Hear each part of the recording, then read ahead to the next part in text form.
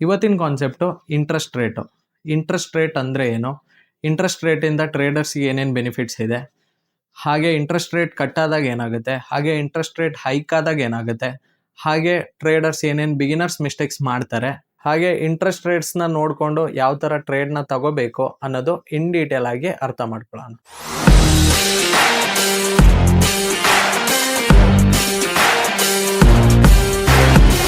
Hi, ನನ್ನ ಹೆಸರು Bipin Das. A to Z forex trading learning ಸೀರೀಸಿಗೆ ಸ್ವಾಗತ. ಯಾರ್ಯಾರು ಈ ವಿಡಿಯೋ ಹೊಸದಾಗಿ ನೋಡ್ತಿದ್ದೀರಾ, ಇವಾಗಲೇ ನನ್ನ ಚಾನಲ್ನ ಸಬ್ಸ್ಕ್ರೈಬ್ ಮಾಡ್ಕೊಳ್ಳಿ, ಹಾಗೆ ಬೆಲ್ ಐಕನ್ನ ಆನ್ ಮಾಡಿ ಇಟ್ಕೊಳ್ಳಿ. ಇದರಿಂದ ನಾವು ಏನೆಲ್ಲ ಪೋಸ್ಟ್ ಮಾಡ್ತೀವೋ ಅದೆಲ್ಲ ನಿಮ್ಮ ನೋಟಿಫಿಕೇಶನ್ ಆಗಿ ಬರುತ್ತೆ. ವಿಡಿಯೋಗೆ ಒಂದು ಲೈಕ್ ನ ಕೊಡೋದು ಮರಿಬೇಡಿ. ಸೊ ನಿಮ್ಮ ಒಂದು ಲೈಕ್ ಇಂದ ನಮಗೆ ಮತ್ತಷ್ಟು ವಿಡಿಯೋಗಳು ಮಾಡಕ್ಕೆ ಇದೇ ನಮ್ಮ ಮೋಟಿವೇಶನ್ ಆಗಿರುತ್ತೆ. ಹಾಗೆ ನಿಮ್ಮ ಫ್ರೆಂಡ್ಸ್ ಅಂಡ್ ಫ್ಯಾಮಿಲಿಲಿ ಯಾರಾದ್ರೂ ಟ್ರೇಡಿಂಗ್ ಕಲಿಬೇಕು ಅಂತ ಅನ್ಕೊಂಡಿದ್ರೆ ಅವರಿಗೆ ಧಾರಾಳವಾಗಿ ಈ ವಿಡಿಯೋನ ನೀವು ಶೇರ್ ಮಾಡಬಹುದು. ಮತ್ತೆ ನಾನು ಏನೇನ್ ಹೇಳ್ತೀನಿ ಅದನ್ನ ಇವತ್ತಿಂದನೇ ನೋಟ್ಸ್ ಮಾಡ್ತಾ ಹೋಗಿ. ಯಾಕಂತಂದ್ರೆ ನೀವು ವಿಡಿಯೋ ಮಾತ್ರ ನೋಡಿದ್ರೆ ಇಲ್ಲಿ ಪ್ರಾಫಿಟೇಬಲ್ ಟ್ರೇಡರ್ ಆಗಕ್ಕಾಗಲ್ಲ. ನಿಮ್ಮ ಡೆಡಿಕೇಶನ್, ಹಾರ್ಡ್ ವರ್ಕ್ ಹಾಗೆ ಪ್ರಾಕ್ಟೀಸ್, ಓಕೆನಾ? ನೀವು ಬರೀ ನೋಟ್ಸ್ ಬರೆದ್ರು ಇಲ್ಲಿ ಪ್ರಾಫಿಟೇಬಲ್ ಆಗಕ್ಕಾಗಲ್ಲ. ನೀವು ಪ್ರಾಕ್ಟೀಸ್ನು ಮಾಡ್ಬೇಕಾಗತ್ತೆ. ಸೊ ಇವತ್ತಿಂದನೇ ನೋಟ್ಸ್ ಮಾಡಕ್ ಸ್ಟಾರ್ಟ್ ಮಾಡಿ. ಹಾಗೆ ನಿಮ್ಗೆ ಏನಾದ್ರು ಟ್ರೇಡಿಂಗ್ ಇನ್ ಡೀಟೇಲ್ ಆಗಿ ಕಲಿಬೇಕು ಅಂತಂದ್ರೆ ಮೇಲೆ ಪ್ಲೇ ಲಿಸ್ಟ್ ಹಾಕಿರ್ತೀನಿ ಅಥವಾ ಡಿಸ್ಕ್ರಿಪ್ಷನ್ ಅಲ್ಲಿ ಲಿಂಕ್ ಹಾಕಿರ್ತೀನಿ, ಹೋಗಿ ಚೆಕ್ ಮಾಡಿ. ಈಗ ವಿಡಿಯೋಗೆ ಹೋಗೋಣ. ಇವತ್ತಿನ ಕಾನ್ಸೆಪ್ಟು ಇಂಟ್ರೆಸ್ಟ್ ರೇಟ್ಸ್. ಓಕೆ, ಇವತ್ತಿಗೆ ಡೇ 62 ಆಯಿತು. So interest rates detail explanation ಏನು ಅಂತ ತಿಳ್ಕೊಳ್ಳೋಣ. ಜೊತೆಗೆ ಇದನ್ನ ಯೂಸ್ ಮಾಡ್ಕೊಂಡು ಯಾವ ಥರ ಟ್ರೇಡ್ಸ್ ತಗೋಬೇಕು, ಹಾಗೆ ಯಾವ್ಯಾವ ಥರ ಇಂಟ್ರೆಸ್ಟ್ ರೇಟ್ನ ಕಟ್ ಮಾಡ್ತಾರೆ, ಯಾವ ಥರ ರೈಸ್ ಮಾಡ್ತಾರೆ ಅನ್ನೋದು ಇನ್ ಡೀಟೇಲ್ ಆಗಿ ಅರ್ಥ ಮಾಡ್ಕೊಳ್ಳೋಣ. ಮೊದಲಿಗೆ, what are interest rates? Interest rates ಅಂದರೆ ಯಾವುದು? Interest rate is the cost of borrowing money or the reward for saving money. ಅಂದರೆ ಇವಾಗ ಫಾರ್ ಎಕ್ಸಾಂಪಲ್ ನೀವೊಂದು ಬ್ಯಾಂಕಲ್ಲಿ ದುಡ್ಡು ಇಡೋಕ್ಕೆ ಅಂತ ಡೆಪಾಸಿಟ್ ಇಡಕ್ಕೆ ಹೋಗ್ತೀರಾ. ಸೊ ಬ್ಯಾಂಕ್ಸ್ ಏನು ಮಾಡ್ತಾರೆ, ನಿಮ್ಮ ದುಡ್ಡನ್ನ ಇಸ್ಕೋತಾರೆ. ಅದೇ ಥರ ನೀವು ಅಲ್ಲಿಂದ ಲೋನ್ ತಗೋತೀರಾ, ಓಕೆ, ಸಾಲ ತಗೋತೀರಾ. ಸೊ ಆ ಸಾಲ ತಗೊಂಡಾಗ್ಲೂ ನೀವು ಮನಿನೇ ಸಾಲ ತಗೊಳ್ಳೋದು. ಈ ನೀವು ಇಡಬೇಕಾದ್ರೂ 1% ಆಫ್ ಇಂಟ್ರೆಸ್ಟ್ ಇರುತ್ತೆ, ನೀವು ತಗೋಬೇಕಾದ್ರೂ 1% ಆಫ್ ಇಂಟ್ರೆಸ್ಟ್ ಇರುತ್ತೆ. 1% ಅಲ್ಲ, 1% ಮೀನ್ಸ್ ಆ ಥರ ಇಂಟ್ರೆಸ್ಟ್ ಇರುತ್ತೆ ಅಂತ ನಾನು ಹೇಳ್ತಿರೋದು. ಓಕೆ, ಇವಾಗ ದಿ ಕಾಸ್ಟ್ ಆಫ್ ಬಾರೋಯಿಂಗ್ ಮನಿ. ಇವಾಗ ನೀವು ಬ್ಯಾಂಕಿಂದ ಸಾಲ ತಗೊಂಡ್ರಿ ಅಂತ ಅನ್ಕೊಳ್ಳಿ, 1 ಲಕ್ಷ ತಗೋತೀರಾ. ಸೊ ಇಂಡಿಯನ್ ರುಪೀಸಲ್ಲಿ ಇವತ್ತಿನ ಇಂಟ್ರೆಸ್ಟ್ ರೇಟ್ ಏನು? 9% ಇದೆ. ಬ್ಯಾಂಕ್ಸಿಂದ ನಾವು ಲೋನ್ ತೆಗಿತೀವಿ ಅಂತಂದ್ರೆ. ಅದೇ ಬಿಸ್ನೆಸ್ಗಾದ್ರೆ 12% ಇದೆ. ಓಕೆ, ಅದೇ ಥರ ರಿವಾರ್ಡ್ ಫಾರ್ ಸೇವಿಂಗ್ ಮನಿ. ಇವಾಗ ಅದೇ ಥರ ನೀವು ಡೆಪಾಸಿಟ್ ಮಾಡ್ತೀರಾ ಅಂತಂದ್ರೆ, ಮನಿನ ತಗೋ ಬ್ಯಾಂಕಲ್ಲಿ ಇಡ್ತೀರಾ ಅಂತಂದ್ರೆ ನಿಮಗೆ ಎಷ್ಟು ಕೊಡ್ತಾರೆ? 7% ಕೊಡ್ತಾರೆ. Okay, simply put, if you borrow money from A bank, ಇವಾಗ ನೀವೇನಾದರೂ ಬ್ಯಾಂಕಿಂದ ಲೋನ್ ತಗೊಂಡ್ರಿ ಅಂದರೆ ಯು ಪೇ ಇಂಟ್ರೆಸ್ಟ್, ನೀವು ಅಲ್ಲಿ ಇಂಟ್ರೆಸ್ಟ್ ಕಟ್ಟಬೇಕಾಗುತ್ತೆ. ಅದೇ if you save money in a bank, ನೀವೇನಾದರೂ ಬ್ಯಾಂಕಲ್ಲಿ ಸೇವ್ ಮಾಡ್ತಿದ್ರೆ ಅಲ್ಲಿ ಯು ಅರ್ನ್ ಇಂಟ್ರೆಸ್ಟ್, ಅಲ್ಲಿ ನೀವು ಇಂಟ್ರೆಸ್ಟ್ನ ಅರ್ನ್ ಮಾಡ್ತೀರಾ. ಓಕೆ, ಸೊ ಎರಡು ಇಂಟ್ರೆಸ್ಟೇ. ಅಂದರೆ ಬಾರೋ ಮಾಡಿದ್ರೆ ಪೇ ಮಾಡ್ತೀರಾ, ಅದೇ ನೀವು ಸೇವ್ ಮಾಡಿದ್ರೆ ಅರ್ನ್ ಮಾಡ್ತೀರಾ. ಓಕೆ, ಸಿಂಪಲ್ ಮೀನಿಂಗ್ ನೋಡಿದರೆ interest rates are one of the most important factor in forex trading. ಇಲ್ಲಿ ಇಂಟ್ರೆಸ್ಟ್ ರೇಟ್ಸ್ ಅನ್ನೋದು ವೆರಿ ವೆರಿ ಇಂಪಾರ್ಟೆಂಟ್ ಆಗಿರುತ್ತೆ ಫಾರೆಕ್ಸ್ ಟ್ರೇಡಿಂಗ್ ಅಲ್ಲಿ. ಯಾಕಂತಂದ್ರೆ because they directly affect currency value, inflation, economic growth, investment flows. Okay, ಇದು ಯಾವ್ಯಾವುದಕ್ಕೆ directly effect ಆಗುತ್ತೆ ಅಂದ್ರೆ currency value. Okay, ಇವತ್ತು INR fall ಆಗ್ತಿರೋದು, ಇಂಟ್ರೆಸ್ಟ್ ರೇಟ್ಸ್ ಕಮ್ಮಿ ಇದೆ. ಓಕೆ, ಜೊತೆಗೆ ಇನ್ಫ್ಲೇಷನ್ ಹೈಕ್ ಆಗಿದೆ. ಅದರಿಂದ ನಮ್ಮ ಇಂಡಿಯನ್ಸ್ ಅಲ್ಲಿ ಯಾರು ದುಡ್ಡನ್ನ ಇನ್ವೆಸ್ಟ್ಮೆಂಟ್ ಮಾಡ್ತಿಲ್ಲ. ಓಕೆ, ಇಂಡಿಯನ್ ಸ್ಟಾಕ್ ಮಾರ್ಕೆಟ್ ಮೇಲೆ ಯಾರು ಇನ್ವೆಸ್ಟ್ ಮಾಡ್ತಿಲ್ಲ. ಹಾಗೆ ಇಲ್ಲಿ ಇಂಟ್ರೆಸ್ಟ್ ರೇಟ್ಸ್ ಏನಾದ್ರು ಜಾಸ್ತಿ ಇದ್ದಿದ್ರೆ ಜನಗಳೆಲ್ಲ ಬರೋರು. ಇವಾಗ ಬೇರೆ ಅಸೆಟ್ ಎಲ್ಲ ಇದಕ್ಕಿಂತ ಜಾಸ್ತಿ ರಿಟರ್ನ್ ಸಿಗ್ತಿರೋದ್ರಿಂದ ಎಲ್ಲ FIIs ಅಂದ್ರೆ ಫಾರಿನ್ ಇನ್ವೆಸ್ಟರ್ಸ್ ಏನ್ ಮಾಡ್ತಿದ್ದಾರೆ, ನಮ್ಮ ಕಂಟ್ರಿಯಿಂದ ದುಡ್ಡನ್ನೆಲ್ಲ ತಗೋಗಿ ಬೇರೆ ಕಂಟ್ರಿಗಳಲ್ಲಿ ಯಾವ್ದು ಒಳ್ಳೆ ರಿಟರ್ನ್ ಸಿಗ್ತಿದೆ ಅಲ್ಲಿ ಹಾಕ್ತಿದ್ದಾರೆ. ಓಕೆ, ಬೇರೆ ಕಂಟ್ರಿ ಆಗಿರ್ಬೋದು, ಬೇರೆ ಅಸೆಟ್ ಆಗಿರ್ಬೋದು. ಹಾಗೆ ಇನ್ಫ್ಲೇಷನ್ ಡೈರೆಕ್ಟ್ಲಿ ಅಫೆಕ್ಟ್ ಆಗುತ್ತೆ ಫಾರೆಕ್ಸ್ ಮಾರ್ಕೆಟ್ಗೆ. ಹಾಗೆ ಎಕನಾಮಿಕ್ ಗ್ರೋತು. ಸೊ ಇನ್ಫ್ಲೇಷನ್ಗೆ ಹೊಡ್ತಾ ಬಿತ್ತು ಅಂದ್ರೆ ಎಕನಾಮಿಕ್ ಗ್ರೋತಿಗೆ ಹೊಡ್ತಾ ಬೀಳುತ್ತೆ. ಸೊ ಅದರಿಂದ ಫಾರೆಕ್ಸ್ ಟ್ರೇಡಿಂಗಿಗೆ ಅಫೆಕ್ಟ್ ಆಗುತ್ತೆ. ಹಾಗೆ ಇನ್ವೆಸ್ಟ್ಮೆಂಟ್ಸ್ ಫ್ಲೋಸ್, ನಾನು ಹೇಳ್ದಂಗೆ ದುಡ್ಡು ಆಚೆ ಈಚೆ ಬಂದು ಹೋಗ್ತಿಲ್ಲ ಅಂತಂದ್ರೆ ನಮಗೆ ಎಲ್ಲಿ ಟ್ರಾನ್ಸಾಕ್ಷನ್ ನಡೆಯುತ್ತೆ? ಟ್ರಾನ್ಸಾಕ್ಷನ್ ಇಲ್ಲ ಅಂತಂದ್ರೆ ಗ್ರೋತು ಅನ್ನೋದು ಇರಲ್ಲ. Okay, next, why interest rates matters in forex. Forex ಅಲ್ಲಿ ಯಾಕೆ ಇಂಟ್ರೆಸ್ಟ್ ರೇಟ್ಸ್ ಅನ್ನೋದು important? Forex is a market of currencies. ನಮಗೆ ಗೊತ್ತು, ಫಾರೆಕ್ಸ್ ಅನ್ನೋದು ಕರೆನ್ಸಿದು ಮಾರ್ಕೆಟ್ ಆಗಿರುತ್ತೆ. When a countries interest rate changes, ಯಾವಾಗಾದ್ರೂ ಕಂಟ್ರಿದು ಇಂಟ್ರೆಸ್ಟ್ ರೇಟ್ ಚೇಂಜ್ ಆಗ್ತಿದೆ ಅಂತಂದ್ರೆ money flows in or out of the country. Money ಏನಾಗುತ್ತೆ, ಬರ್ತಾನೂ ಇರುತ್ತೆ ಹೋಗ್ತಾನೂ ಇರುತ್ತೆ ಆ ಕಂಟ್ರಿ ಒಳಗಡೆ. ಓಕೆ, ಇವಾಗ ನಮ್ಮ ಎಕ್ಸಾಂಪಲ್ ಇಂಡಿಯನ್ ಕರೆನ್ಸಿ ಏನಾದ್ರು 12% ಇಂಟ್ರೆಸ್ಟ್ ಕೊಡ್ತೀವಿ ಅಂತಂದ್ರೆ ಆಲ್ಮೋಸ್ಟ್ ಎಲ್ಲಾ ಕಂಟ್ರಿ ಕರೆನ್ಸಿ ನಮ್ ಕಂಟ್ರಿಗೆ ತಲುಪುತ್ತೆ. ಓಕೆ, ಸೊ ಇದರಿಂದ ಇಲ್ಲಿ ಟ್ರಾನ್ಸಾಕ್ಷನ್ ಜಾಸ್ತಿ ಆಗಕ್ಕೆ ಸ್ಟಾರ್ಟ್ ಆಗುತ್ತೆ, ನಮ್ ಕರೆನ್ಸಿ ವ್ಯಾಲ್ಯೂ ಅನ್ನೋದು ಇನ್ಕ್ರೀಸ್ ಆಗುತ್ತೆ. More money entering A country, currency become stronger. ನಾನು ಹೇಳ್ದಂಗೆ ತುಂಬಾ ದುಡ್ಡು ನಮ್ ಕಂಟ್ರಿಗೆ ಬರ್ತಾ ಇದೆ ಅಂತಂದ್ರೆ ಆ ಕಂಟ್ರಿ ಏನಾಗುತ್ತೆ, ಸ್ಟ್ರಾಂಗ್ ಆಗಕ್ಕೆ ಸ್ಟಾರ್ಟ್ ಆಗುತ್ತೆ. More money leave a country, currency becomes weakers. ಇವತ್ತು ಇಂಡಿಯಾ ವೀಕ್ ಆಗಿರೋದಕ್ಕೆ ರೀಸನ್ ಏನಂತಂದ್ರೆ ಆಲ್ಮೋಸ್ಟ್ FIIs ಎಲ್ಲಾ ಶೇರ್ಸ್ನು ಸೆಲ್ ಮಾಡಿ ಬೇರೆ ಬೇರೆ ಕಡೆ ಅಸೆಟ್ಗೆ ಇನ್ವೆಸ್ಟ್ಮೆಂಟ್ ಮಾಡ್ತಿದ್ದಾರೆ. ಓಕೆ, ಅದೇ ಒಂದು 3 years ಬ್ಯಾಕ್ ಅಲ್ಲಿ ನೋಡಿದಾರೆ, ಇದು ಆಕ್ಚುಲಿ 2026 ಜುಲೈ 7 ಮಾಡ್ತಿರೋ ವಿಡಿಯೋ. ಓಕೆ, ಸೊ ಅದೇ 3 years ಬ್ಯಾಕ್ ನೋಡೋದಾದ್ರೆ Indian stock market full rally ಕೊಡ್ತಿತ್ತು. ಬಿಕಾಸ್ ಏನಕ್ಕೆ ರ್ಯಾಲಿ ಕೊಡ್ತಿತ್ತು ಅಂತಂದ್ರೆ ಓವರ್ ಆಲ್ ಕಂಟ್ರಿಗಳಲ್ಲಿ ಇಡೀ ವರ್ಲ್ಡ್ ಅಲ್ಲಿ ನೋಡೋದಾದ್ರೆ ಹೈಯೆಸ್ಟ್ ರಿಟರ್ನ್ ಸಿಗ್ತಿದ್ದು ನಮ್ಮ ಇಂಡಿಯಾದಲ್ಲಿ. ಸೊ ಇಂಡಿಯನ್ ಕರೆನ್ಸಿ ಸ್ಟ್ರಾಂಗ್ ಆಗಿತ್ತು, ಅದೇ ತರ ಇಂಡಿಯನ್ ಸ್ಟಾಕ್ ಮಾರ್ಕೆಟ್ ಬುಲ್ಲಿಶ್ ಆಗಿತ್ತು. ಇದೇ ತರ ಎಲ್ಲಾ ಕಂಟ್ರಿಲೂ ವರ್ಕ್ ಆಗೋದು. ಇವತ್ತು ಎಲ್ಲರೂ ಗೋಲ್ಡ್ ಬಿಟ್ ಕಾಯಿನ್ಸ್ ಮೇಲೆ ಇನ್ವೆಸ್ಟ್ಮೆಂಟ್ ಮಾಡ್ತಿದಾರೆ. ರೀಸನ್ ಏನು ಅಂತಂದ್ರೆ ಯಾವ ಅಸೆಟ್ ಮೇಲೂ ನಂಬಕ್ ಆಗ್ತಿಲ್ಲ ಅನ್ನೋ, ಅಂದ್ರೆ ಯಾವ ಕರೆನ್ಸಿನೂ ಸ್ಟ್ರಾಂಗ್ ಆಗಿಲ್ಲ ಅಂತ ಎಲ್ಲರೂ ತಗೋಗಿ ಗೋಲ್ಡ್ ಅಥವಾ ಸಿಲ್ವರು ಇಲ್ಲಾಂದ್ರೆ ಕ್ರಿಪ್ಟೋ ಕರೆನ್ಸಿಗಳಲ್ಲಿ ಇನ್ವೆಸ್ಟ್ಮೆಂಟ್ ಮಾಡ್ತಿದ್ರೆ, ಯಾಕಂದ್ರೆ ಇದೇ ಫ್ಯೂಚರ್ ಕರೆನ್ಸಿ ಅನ್ಕೊಂಡು. ಸೊ ಇದು ಚೇಂಜಸ್ ಆಗುತ್ತೆ, ಸೈಕಲ್ ಚೇಂಜ್ ಆದಾಗೆ ಮಾರ್ಕೆಟ್ ಚೇಂಜ್ ಆಗುತ್ತೆ. ಸೊ ಈ ಸಲ ಗೋಲ್ಡ್ ರ್ಯಾಲಿ ಕೊಟ್ರೆ ನೆಕ್ಸ್ಟ್ ಟೈಮ್ ಬೇರೆ ಯಾವ್ದಾದ್ರು ಪ್ಲಾನ್ ಮಾಡಿರ್ತಾರೆ ಅದ್ರ ರ್ಯಾಲಿ ಕೊಡುತ್ತೆ, ಅದ್ರ ನೆಕ್ಸ್ಟ್ ಬೇರೆ ಯಾವ್ದಾದ್ರು ಪ್ಲಾನ್ ಆಗಿರುತ್ತೆ ಅದ್ರ ರ್ಯಾಲಿ ಕೊಡುತ್ತೆ. ಓಕೆನಾ, ನೆಕ್ಸ್ಟ್ ನೋಡಿದರೆ how interest rates affects currency value. Interest rates currency ವ್ಯಾಲ್ಯೂಗೆ ಯಾವ ತರ ಅಫೆಕ್ಟ್ ಆಗುತ್ತೆ ಅಂತಂದ್ರೆ, example country a interest rate 2%. ಇವಾಗ ಯಾವ್ದಾದ್ರು ಒಂದು ಕಂಟ್ರಿ ತಗೊಳ್ಳಿ, ಇಂಡಿಯಾನೇ ಆಗಿರ್ಬೋದು USA ಆಗಿರ್ಬೋದು, 2% ಇಂಟ್ರೆಸ್ಟ್ ರೇಟ್ ಇದೆ ಅಂತ ಅನ್ಕೊಳ್ಳಿ. ಓಕೆ, ಇಂಡಿಯಾ ಇವಾಗ 2% ಇಂಟ್ರೆಸ್ಟ್ ರೇಟ್ ಇದೆ, country B interest rates 6%. Okay, ಅದೇ ತರ USA ನಮ್ದು 6% ಇಂಟ್ರೆಸ್ಟ್ ರೇಟ್ ಇದೆ ಅಂತ ಅನ್ಕೊಳ್ಳಿ. ಇವಾಗ ಇಂಡಿಯಾದು 2%, ಅದೇ ಅಮೆರಿಕದ್ದು 6% ಇದೆ ಅಂತ ಅನ್ಕೊಳ್ಳಿ. Investor usually prefer country B. Investors ಏನ್ ಮಾಡ್ತಾರೆ, ಕಂಟ್ರಿ ಬಿ ನ ಚೂಸ್ ಮಾಡ್ತಾರೆ. ಬಿಕಾಸ್ ಏನಕ್ಕೆ, ಇಂಡಿಯಾದಲ್ಲಿ ಇನ್ವೆಸ್ಟ್ಮೆಂಟ್ ಮಾಡಿದ್ರೆ 2% ಅಷ್ಟೇ ಸಿಗೋದು, ಅದೇ ಅಮೆರಿಕದಲ್ಲಿ ಇನ್ವೆಸ್ಟ್ಮೆಂಟ್ ಮಾಡಿದ್ರೆ ನಮಗೆ 6% ಸಿಗುತ್ತೆ ಅಂತ ಅನ್ಕೊಂಡು ಎಲ್ರು ಅಲ್ಲಿಗೆ ಹೋಗೋದು. ಇವಾಗ ಕಾಮನ್ ಪೀಪಲ್ಸ್ ನಾವಾದ್ರೂ ಏನ್ ಮಾಡ್ತೀವಿ ಹೇಳಿ, ಒಳ್ಳೆ ರಿಟರ್ನ್ಸ್ ಯಾವ್ದ್ರಲ್ಲಿ ಸಿಗುತ್ತೆ ಅದೇ ತಾನೇ ನಾವು ಚೂಸ್ ಮಾಡೋದು. ನಾವು ಸುಮ್ಮನೆ ಕೂತ್ಕೊಂಡು ಲಾಸ್ ಆಗ ಇದಕ್ಕೆ ಹಾಕ್ತಿವ, ಯಾವುದೇ ಕಾರಣಕ್ಕೂ ಹಾಕಲ್ಲ. ನಾವು ಇನ್ವೆಸ್ಟ್ಮೆಂಟ್ ಮಾಡೋದಾದ್ರೂ ಒಳ್ಳೆ ರಿಟರ್ನ್ಸ್ ಯಾವ್ದ್ರಲ್ಲಿ ಸಿಗುತ್ತೆ ಅದಕ್ಕೆ ಹೋಗ್ತೀವಿ. Okay, because it often higher returns. ನಾನು ಹೇಳ್ದಂಗೆ ಈ USA ಅನ್ನೋದು ಹೈಯರ್ ರಿಟರ್ನ್ಸ್ ಕೊಡ್ತಿರೋದ್ರಿಂದ, ಕಂಟ್ರಿ ಬಿ ಅನ್ನೋದು ಹೈಯೆಸ್ಟ್ ರಿಟರ್ನ್ಸ್ ಕೊಡ್ತಿರೋದ್ರಿಂದ ನಾವು ಅದಕ್ಕೆ ಹೋಗ್ತೀವಿ. Result, demand for country B currency increases. ಇದೇನಾಗುತ್ತೆ, ಡಿಮ್ಯಾಂಡ್ ಇನ್ಕ್ರೀಸ್ ಆಗುತ್ತೆ ಆ ಕಂಟ್ರಿದು. ಸೊ ಬಿದು ಕರೆನ್ಸಿ ವ್ಯಾಲ್ಯೂ ಏನಾಗುತ್ತೆ, ಇನ್ಕ್ರೀಸ್ ಆಗಕ್ಕೆ ಸ್ಟಾರ್ಟ್ ಆಗುತ್ತೆ. Currency strengthens. ಸೊ ಇಲ್ಲಿ ಕರೆನ್ಸಿ ಅನ್ನೋದು ಸ್ಟ್ರಾಂಗ್ ಆಗುತ್ತೆ. ಇವಾಗ ಅರ್ಥ ಆಯ್ತಲ್ವಾ, ಇನ್ಫ್ಲೇಷನ್ ಜಾಸ್ತಿ ಆದ್ರೂ ಏನಾಗುತ್ತೆ, ಹಾಗೆ ಇನ್ಫ್ಲೇಷನ್ ಕಮ್ಮಿ ಆದ್ರೂ ಏನಾಗುತ್ತೆ ಅಂತ. ನೆಕ್ಸ್ಟ್ ನೋಡಿದರೆ who controls interest rates. Interest rates ನ ಯಾರು ಕಂಟ್ರೋಲ್ ಮಾಡ್ತಾರೆ, central banks control interest rates. Central banks ಆಗಿರುತ್ತೆ ಇಂಟ್ರೆಸ್ಟ್ ರೇಟ್ಸ್ ಕಂಟ್ರೋಲ್ ಮಾಡೋದು. ಮೇಜರ್ ಸೆಂಟ್ರಲ್ ಬ್ಯಾಂಕ್ಸ್ ನಾನು ಪ್ರೀವಿಯಸ್ ವಿಡಿಯೋದಲ್ಲೇ ಹೇಳಿದ್ದೀನಿ, ಫೆಡರಲ್ ರಿಸರ್ವ್ USA ಕಂಟ್ರೋಲ್ ಮಾಡೋದು ಫೆಡರಲ್ ರಿಸರ್ವ್. ಅದೇ ತರ ಯುರೋಪಿಯನ್ ಕಂಟ್ರಿದು ಇಂಟ್ರೆಸ್ಟ್ ರೇಟ್ಸ್ ಕಂಟ್ರೋಲ್ ಮಾಡೋದು ಯುರೋಪಿಯನ್ ಸೆಂಟ್ರಲ್ ಬ್ಯಾಂಕ್. ಅದೇ ತರ ಇಂಗ್ಲೆಂಡ್ ಇಂಟ್ರೆಸ್ಟ್ ರೇಟ್ಸ್ ಕಂಟ್ರೋಲ್ ಮಾಡ್ತಿರೋದು ಬ್ಯಾಂಕ್ ಆಫ್ ಇಂಗ್ಲೆಂಡ್. ಅದೇ ತರ ಜಪಾನ್ದು ಇಂಟ್ರೆಸ್ಟ್ ರೇಟ್ಸ್ ಕಂಟ್ರೋಲ್ ಮಾಡ್ತಿರೋದು ಬ್ಯಾಂಕ್ ಆಫ್ ಜಪಾನ್. ಅದೇ ತರ ಇಂಡಿಯನ್ಸ್ ಇಂಟ್ರೆಸ್ಟ್ ರೇಟ್ ಕಂಟ್ರೋಲ್ ಮಾಡ್ತಿರೋದು reserve bank of India. Okay, RBI ನಾನು ಅದು ಪ್ರೀವಿಯಸ್ ವಿಡಿಯೋದಲ್ಲೇ ಹೇಳಿದೆ, RBI ಮೆನ್ಷನ್ ಮಾಡಿದೆ. ಬಟ್ ಇಲ್ಲಿ ನಿಮಗೆ ಗೊತ್ತಾಯ್ತಲ್ವಾ, RBI ಇಂಟ್ರೆಸ್ಟ್ ರೇಟ್ಸ್ ಅನ್ನೋದು ಕಂಟ್ರೋಲ್ ಮಾಡುತ್ತೆ. ನಮ್ಮ ಇಂಡಿಯನ್ ಇಂಟ್ರೆಸ್ಟ್ ರೇಟ್ ಇವತ್ತು 7% ಕೊಡಬೇಕು ಅನ್ನೋದು ಕಂಟ್ರೋಲ್ ಮಾಡ್ತಿರೋದು Indian reserve bank. Okay, next what happen when interest rates increases. Interest rates ಏನಾದ್ರು ಇನ್ಕ್ರೀಸ್ ಆದ್ರೆ ಏನಾಗುತ್ತೆ, example US interest rates increases. US means ಅಮೆರಿಕದ್ದು ಇಂಟ್ರೆಸ್ಟ್ ರೇಟ್ಸ್ ಏನಾದ್ರು ಇನ್ಕ್ರೀಸ್ ಆದ್ರೆ effect savings becomes more attractive. ಎಲ್ಲರೂ ಏನ್ ಮಾಡ್ತಾರೆ, ಸೇವ್ ಮಾಡಕ್ ಸ್ಟಾರ್ಟ್ ಮಾಡ್ತಾರೆ. ಸೇವಿಂಗ್ಸ್ ಅನ್ನೋದು ಎಲ್ಲರೂ ಪ್ರಿಫರ್ ಮಾಡ್ತಾರೆ. ಓಕೆ, ಬಿಕಾಸ್ ಇಂಟ್ರೆಸ್ಟ್ ರೇಟ್ಸ್ ಜಾಸ್ತಿ ಇರೋದ್ರಿಂದ. ಹಾಗೆ ಫಾರಿನ್ ಇನ್ವೆಸ್ಟರ್ಸ್ ಬೈ USD. ಎಲ್ಲ ಕಂಟ್ರಿ ಅವರು ಹೋಗಿ USD ನ ಬೈ ಮಾಡಕ್ ಸ್ಟಾರ್ಟ್ ಮಾಡ್ತಾರೆ. ಹಾಗೆ ಇನ್ಫ್ಲೇಷನ್ ಸ್ಲೋ ಡೌನ್.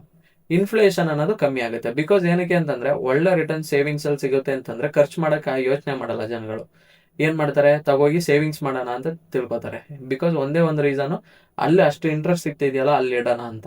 ಅದೇ ಕಮ್ಮಿ ಇಂಟ್ರೆಸ್ಟ್ ರೇಟ್ ಸಿಗ್ಬೇಕಾದ್ರೆ ಜನ ಏನ್ ಥಿಂಕ್ ಮಾಡಿದ್ರೆ ಅಲ್ಲಿ ಇಟ್ರು ಅದೇ ಹಣೆ ಬರ, ನಾವು ಖರ್ಚು ಮಾಡೋಣ ಅಂತ ಖರ್ಚು ಮಾಡ್ತಾರೆ. Okay, result USD often becomes A stronger. ಈ ತರ ಏನಾದ್ರು ಆದ್ರೆ, ಇವಾಗ USA ಇಂಟ್ರೆಸ್ಟ್ ರೇಟ್ಸ್ ಏನಾದ್ರು ಇನ್ಕ್ರೀಸ್ ಆದ್ರೆ ಸೇವಿಂಗ್ಸ್, ಎಲ್ಲರೂ ಸೇವಿಂಗ್ಸ್ ಪ್ರಿಫರ್ ಮಾಡ್ತಾರೆ.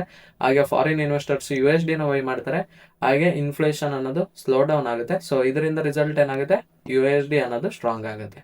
ಓಕೆ, ಈ ತರ ಕರೆನ್ಸಿ ಸ್ಟ್ರಾಂಗ್ ಆಗೋದು, ವೀಕ್ ಆಗೋದು ನಿಮಗೆ ಅರ್ಥ ಆಗ್ತಿದೆಯಲ್ವಾ? ಇದೇ ತರ ಎಲ್ಲ ಕಂಟ್ರಿಗೂ ನಾನು ಇದು ಎಕ್ಸಾಂಪಲ್ ಹೇಳ್ತಿರೋದಷ್ಟೇ ನಿಮಗೆ. ಹಾಗೆ what happens when interest rates decreases? ಆವಾಗಲೇ ಇನ್ಕ್ರೀಸಸ್ ಆದಾಗ ಏನಾಗುತ್ತೆ ಅಂತ ನೋಡಿದ್ರೆ, ಇವಾಗ ಡಿಕ್ರೀಸ್ ಆದ್ರೆ ಏನಾಗುತ್ತೆ ನೋಡೋಣ. Example, USA interest rate decrease ಆಯಿತು ಅಂತ ಅನ್ಕೊಳ್ಳಿ. ಓಕೆ, ಇವಾಗ ಒಂದು 6% ಇದ್ದಿದ್ದು 2% ಮಾಡಿದ್ರು ಅಂತ ಅನ್ಕೊಳ್ಳಿ. Effects, borrowing becomes cheaper.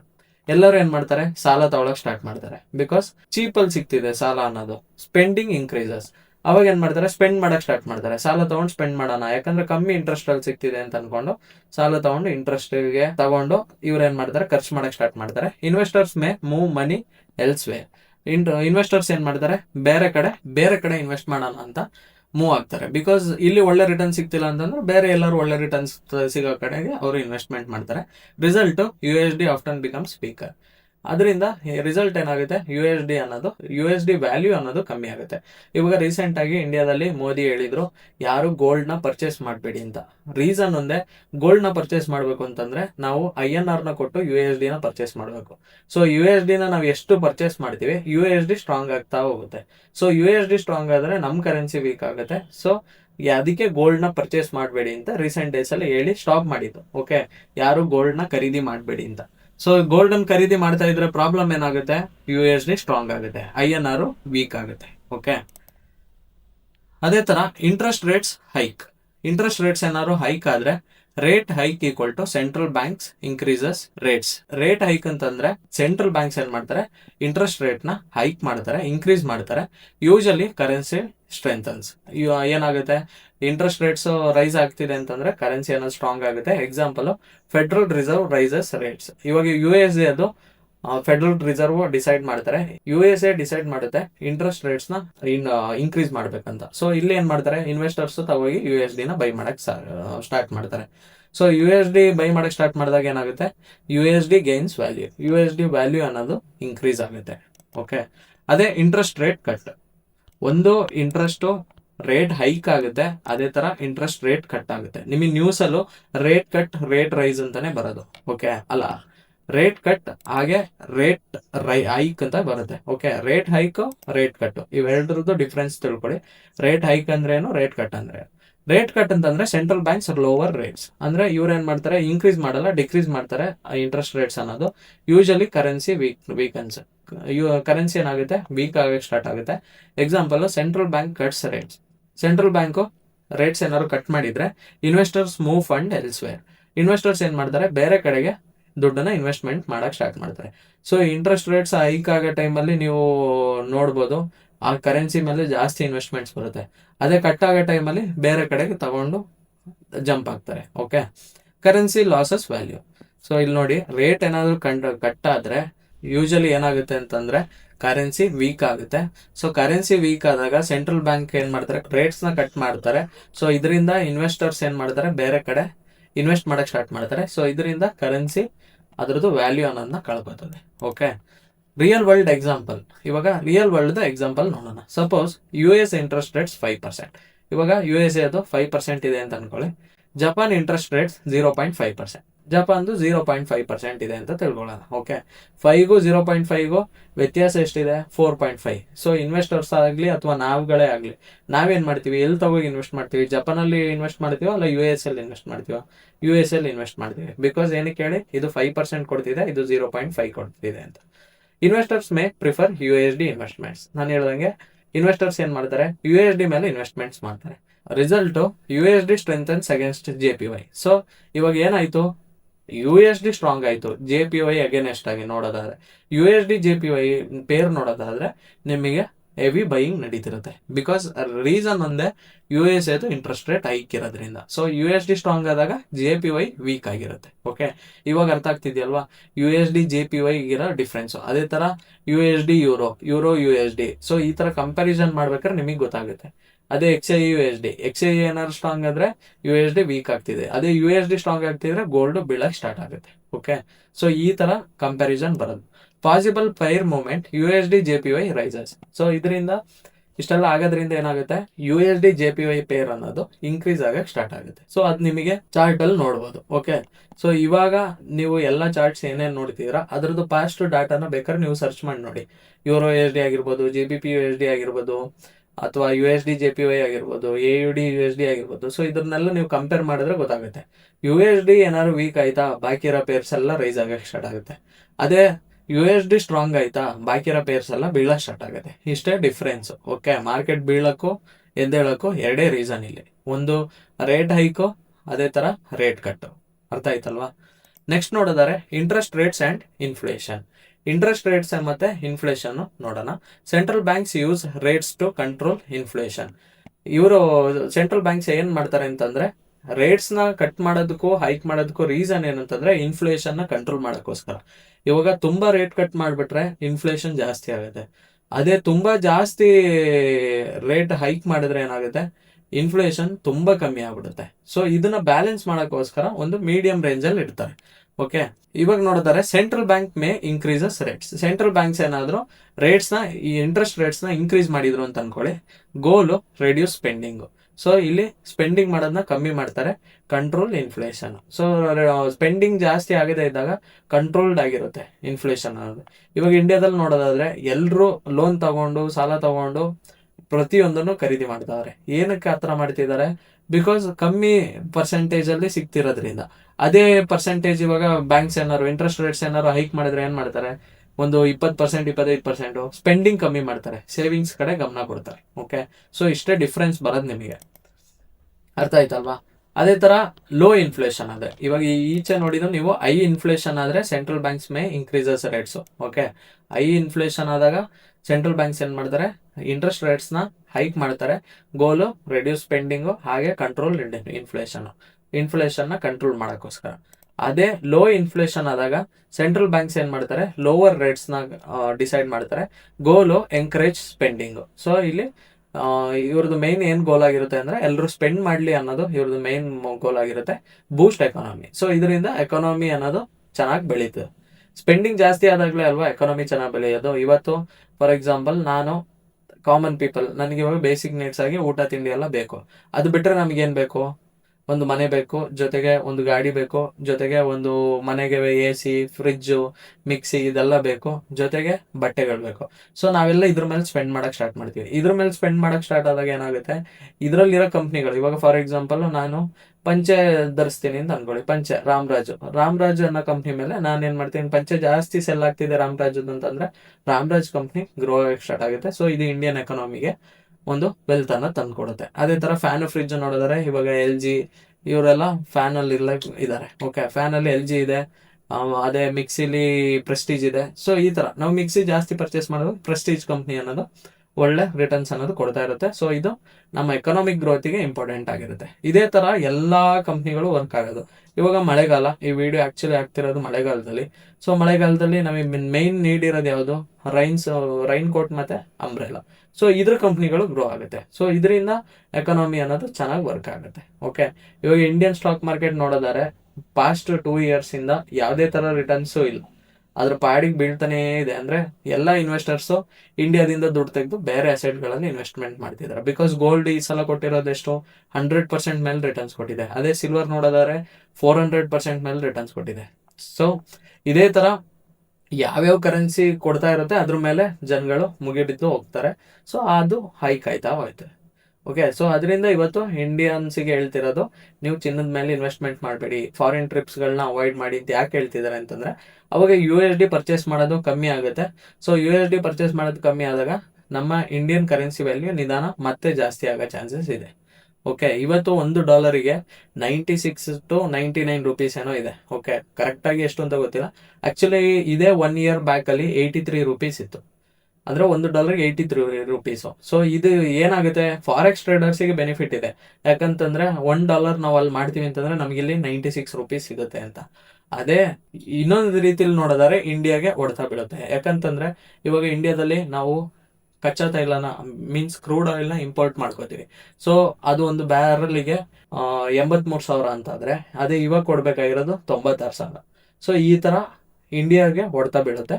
So ನೀವು ಇದನ್ನೆಲ್ಲ ತಿಳ್ಕೊಬೇಕು. ತಿಳ್ಕೊಂಡಾಗಲೇ ನಿಮಗೆ ಓಕೆ ಟ್ರೇಡಿಂಗ್ ಹೆಂಗೆ ವರ್ಕ್ ಆಗೋದು ಅಂತ ಗೊತ್ತಾಗುತ್ತೆ. ಅರ್ಥ ಆಯ್ತಲ್ವಾ? ನೆಕ್ಸ್ಟ್ ನೋಡಿದರೆ interest rates and forex traders. Interest rates ಮತ್ತು ಫಾರೆಕ್ಸ್ ಟ್ರೇಡರ್ ನೋಡೋಣ. Traders watch rate decisions. Traders ಏನು ಮಾಡ್ತಾರೆ, ರೇಟ್ ಕಟ್ ಆಗುತ್ತಾ ಹೈಕ್ ಆಗುತ್ತಾ ಅಂತ ನೋಡ್ತಾರೆ.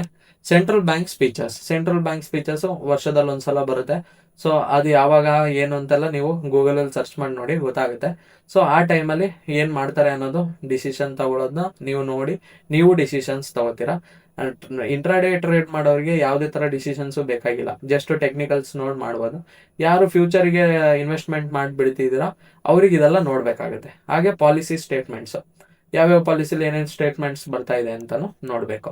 Because these events create huge volatility. So ಇದನ್ನ ನೋಡೋದೇ ಇದ್ರೆ ನಮಗೆ ಗೊತ್ತಾಗಲ್ಲ ಮಾರ್ಕೆಟಲ್ಲಿ ಏನು ನಡೀತಾ ಇದೆ ಅಂತ. ಸೊ ಇದರಿಂದ ನೋಡೋದಿರೋದ್ರಿಂದ ನಮಗೆ ಗೊತ್ತಾಗುತ್ತೆ ಯಾಕೆ ಹ್ಯೂಜ್ ವಾಲಟಿಲಿಟಿ ಬರ್ತಾ ಇದೆ ಅಂತ. ಓಕೆ, ಕೆಲವೊಂದು ಟೈಮ್ ಹ್ಯೂಜ್ ವಾಲಟಿಲಿಟಿ ಬರೋದು ಫಾರೆಕ್ಸ್ ಟ್ರೇಡಿಂಗಲ್ಲಿ ಬಿಕಾಸ್ ಆಫ್ ರೇಟ್ ಡಿಸಿಷನ್ನು, ಇನ್ಫ್ಲೇಷನ್ ನ್ಯೂಸು, ಅಥವಾ ಸೆಂಟ್ರಲ್ ಬ್ಯಾಂಕ್ ಸ್ಪೀಚು, ಅಥವಾ ಪಾಲಿಸಿ ಸ್ಟೇಟ್ಮೆಂಟ್ಸ್ ಈ ಥರ ಬಂದಾಗಲೇ ಆ ಥರ ಆಯ್ತಿರುತ್ತೆ. ಓಕೆ, ಅರ್ಥ ಆಗ್ತಿದೆಯಲ್ವಾ? ನೆಕ್ಸ್ಟ್ ನೋಡೋದಾದರೆ important news events. Important news ಯಾವ್ಯಾವುದು ನಾವು ನೋಡಬೇಕಾಗಿರೋದು ಅಂತಂದರೆ watch for interest rate decisions. So interest rate decisions ಯಾವ್ಯಾವುದು ಅಂತ ತಿಳ್ಕೊಬೇಕು. ಇದೆಲ್ಲ ನಾವು ಫಾರೆಕ್ಸ್ ಟ್ರೇಡಿಂಗ್ ಮಾಡೋದ್ರಿಂದ ನಮಗೆ USDದು ಮೇಯ್ನ್ ಆಗಿರುತ್ತೆ. ಓಕೆ, ನಾವು ಏನೇ ನೋಡಿದ್ರು USD ಮೇಲೆ ನೋಡಬೇಕು. USD ರೇಟ್ದು ಇಂಟ್ರೆಸ್ಟ್ ರೇಟ್ ಡಿಸಿಷನ್ ನೋಡಬೇಕು. ಹಾಗೆ FOMC ಮೀಟಿಂಗ್ಸ್ಗಳನ್ನ ನೋಡಬೇಕು.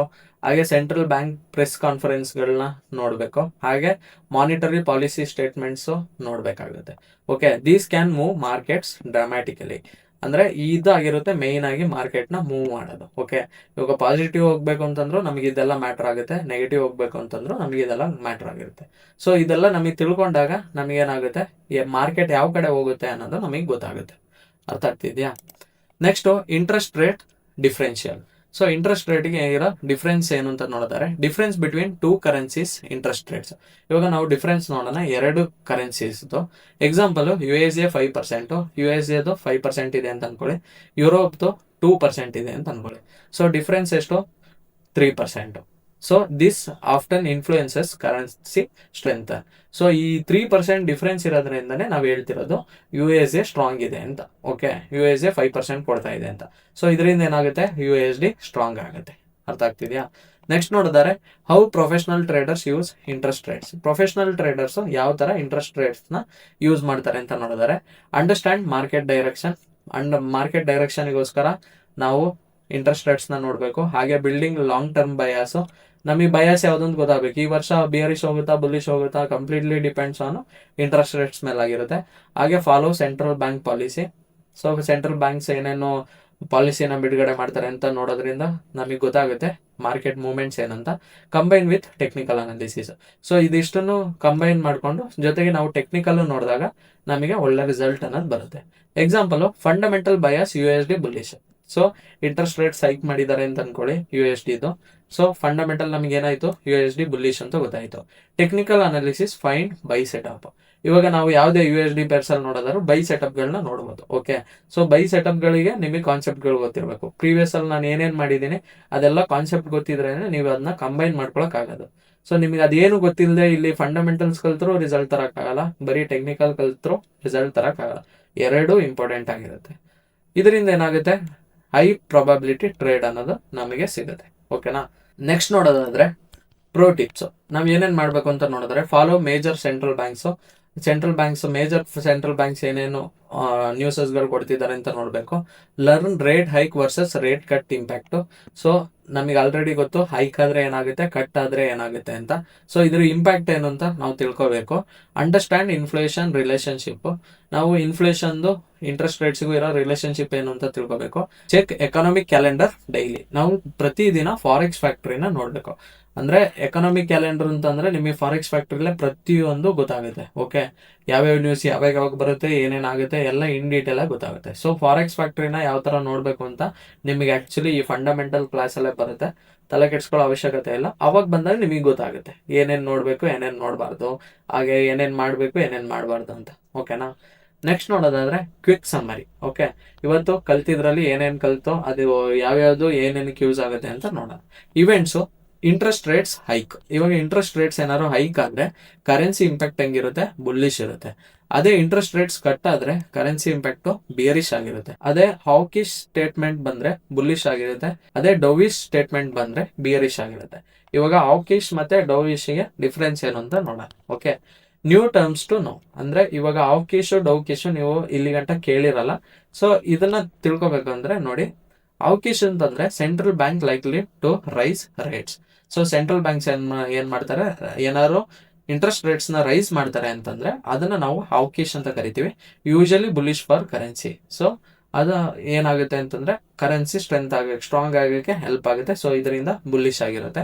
ಅದೇ ಡವಿಶ್ ಅಂತಂದ್ರೆ central banks likely to lower rates. So central banks ಏನ್ ಮಾಡ್ತಾರೆ, ಇಂಟ್ರೆಸ್ಟ್ ರೇಟ್ಸ್ ನ ಕಟ್ ಮಾಡ್ತಾರೆ. ಸೊ ಇದರಿಂದ usually bearish for a currency. So ಈ ಕರೆನ್ಸಿ ಏನಾಗುತ್ತೆ, ವೀಕ್ ಆಗುತ್ತೆ. ಇದರಿಂದ ಬಿಯರಿಶ್ ಮೊಮೆಂಟಮ್ ಅನ್ನೋದು ನಾವು ನೋಡ್ಬೋದು. ಓಕೆ, ಹಾಕಿಶ್ಗೂ ಡವಿಶ್ಗೂ ಡಿಫ್ರೆನ್ಸ್ ಗೊತ್ತಾಯ್ತಲ್ವಾ?